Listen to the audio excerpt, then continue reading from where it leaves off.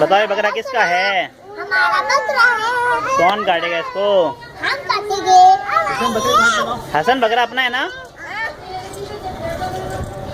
हट थोड़ा बकरे के नो बिला नहीं खाने दे रहा उसको सुकून से।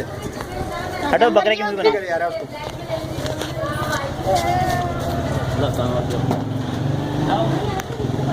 वो डाल दी, ज्यादा ही डाली हो। नहीं खिलाओ, खा रहे तो खिलाओ। देख इसका पेट देख ले यार। खिलाओ यार। नीचे गिरेगा। हटो हटो आगे सुनो। ऐसी गलती करना। थोड़ा पकड़ो पकड़ो। हमसे करीब करीब बैठो। बकरा का इंसान नहीं बड़ा बता दे। अबे साइड में सीन लग गया।